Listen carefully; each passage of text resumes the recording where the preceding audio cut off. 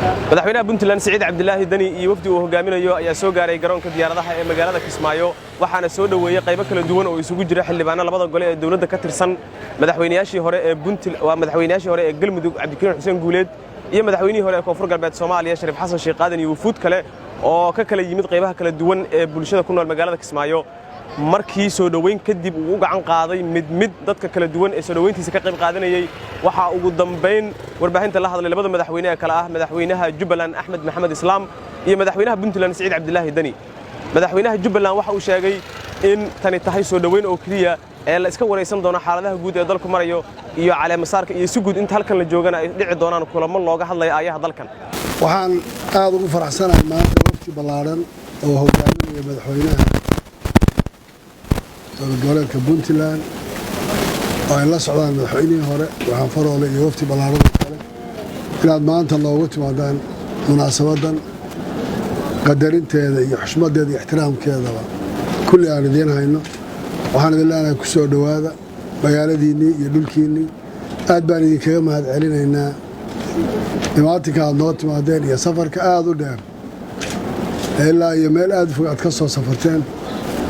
oo aan garan karayna culayska iyo miisaanka uu lahaa waxaana rajaynayaa insha allahu imaatinkiinaani inuu noqdo fure wax badan oo xal iyo wanaag iyo horumar intaba keenaya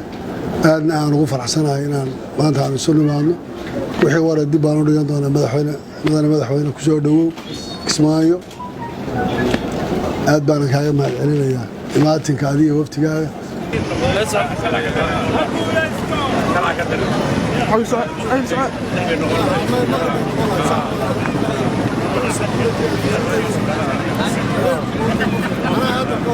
waxaa sidoo kale isaguna mar kale warbaahinta la hadlay Saciid Cabdilaahi Dani madaxweynaha dawlad goboleedka Puntland waxaana uu sheegay in xaaladda siyaasadeed ee wadanku hadda uu marayo aan indhaha laga qarsan karin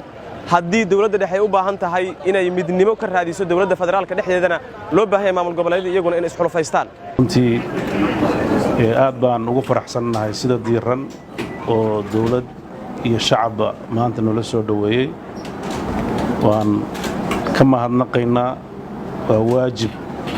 na saarnaa maadaama ay madaxweynuhu horay dhowr jeer u noo soo booqday inaan annagana u soo booqanno la wadaagno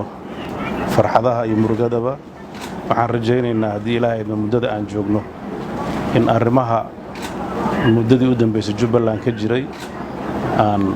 wax ka galno haddii ilaahayno deegaanada dawladaha xubnaha ka ana waxay rabaan midnimo dhexdooda ah dawladda Soomaaliyeedna waxay rabtaa midnimo guud oo